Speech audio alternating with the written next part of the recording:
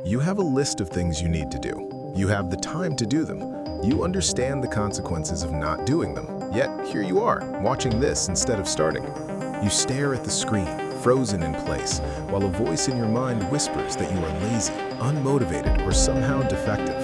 That voice has been loud for a long time, and it has convinced you that your inability to act is a moral failure. For the next stretch of time, I want you to set that voice aside.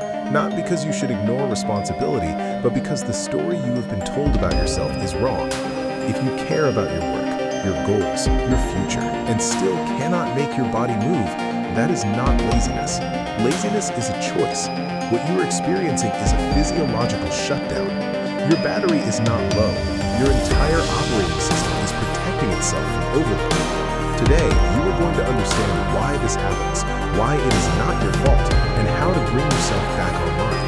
Imagine your brain as a device. When a device overheats, it does not politely ask whether it may slow down. It simply does. It reduces performance to protect the hardware. If you keep pushing it, it freezes. Your mind works the same way. When stress, pressure, fear, or exhaustion build up beyond what your nervous system can regulate, your body pulls an emergency brake.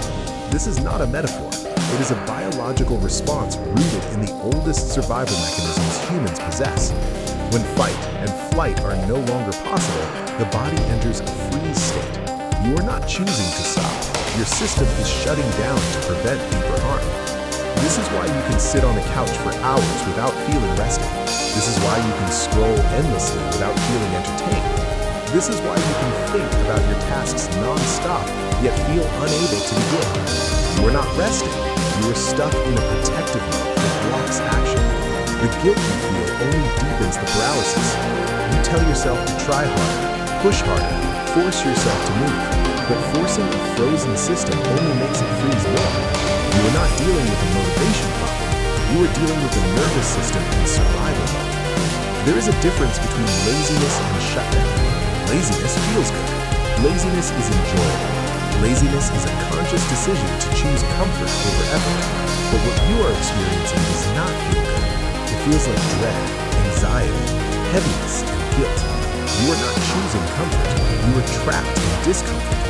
You are not avoiding effort because you want pleasure. You are avoiding effort because your system has lost the capacity to initiate action. This distinction matters because it changes the solution. You cannot shame yourself out of a freeze response. You cannot bully your nervous system into functioning. You cannot yell at a laptop to cool down. You must understand what is happening inside you. When your system enters shutdown, the connection between intention and action becomes disrupted.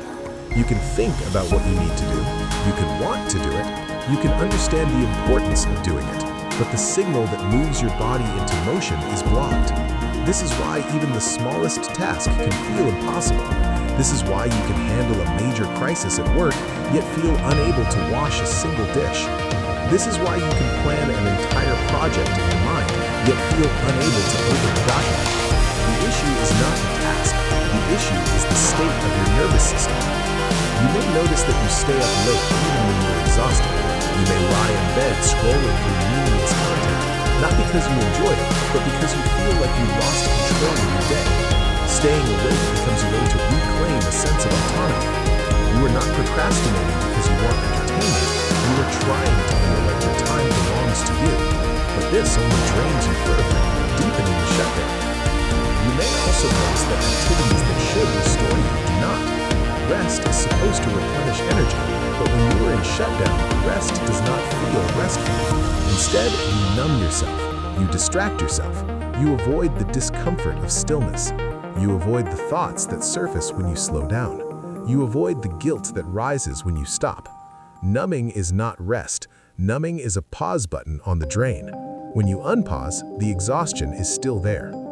Understanding this is the first step toward healing.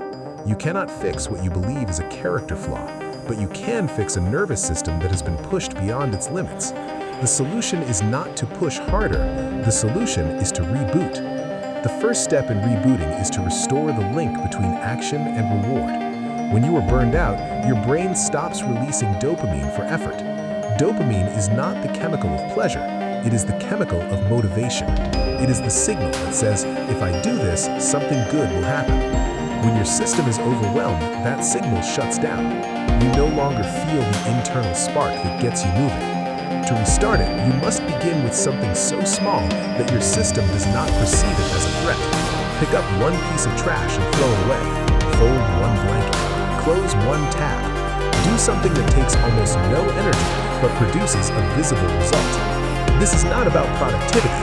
This is about reminding your nervous system that action leads to outcome.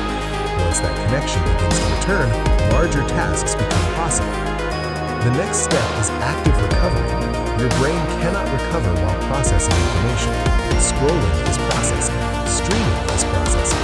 Even listening to a podcast is processing. Your mind needs a period of input deprivation. Sit in a chair with no phone and stare at the wall. Walk outside without listening to anything. Let your mind be bored. Boredom is not a failure. Boredom is the cooling phase. When your system is overheated, boredom is the doorway back to regulation. You may feel restless at first. You may feel uncomfortable. That discomfort is the release of accumulated tension. Stay with it. Your system is recalibrated. The final step is to redefine what a successful day looks like.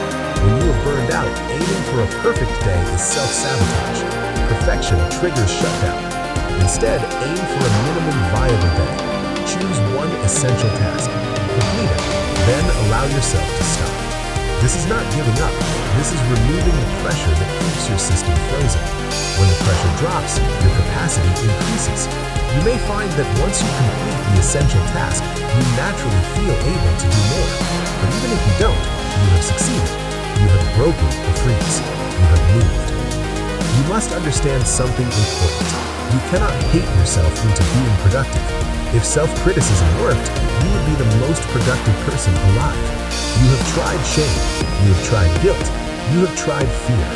None of them worked because none of them addressed the root cause. Your system is not responding to motivation. It's responding to overload. The only way out is through compassion. Treat yourself the way you would treat an overheating device. Let it cool. Let it rest. Let it recharge. Then, when it's ready, it will function again. You are not broken. You are not weak. You are not lazy. You are overwhelmed. You are exhausted. You are carrying more than your system can process, and your body is doing exactly what it was designed to do when it senses danger. It is protecting you. The freeze response is not failure. It is survival. But survival mode is not meant to be permanent. You can come back from this. You can rebuild your capacity. You can restore your energy. You can return to yourself. If you want to understand how to prevent this cycle from repeating, you need to learn how dopamine works in your daily life. You need to understand how constant stimulation drains your motivation. You need to understand how to reset your baseline so that effort feels possible again. I have a guide that explains this in depth. It will show you how to detox from overstimulation, how to rebuild your reward system, and how to regain control of your focus. It is the natural next step in your recovery. When you're ready, watch it. It will make everything you learned today even clearer. You deserve a life where action feels possible. You deserve a mind that works with you, not against you. You deserve rest that restores you. You deserve compassion from yourself. You deserve to feel capable again. And you will.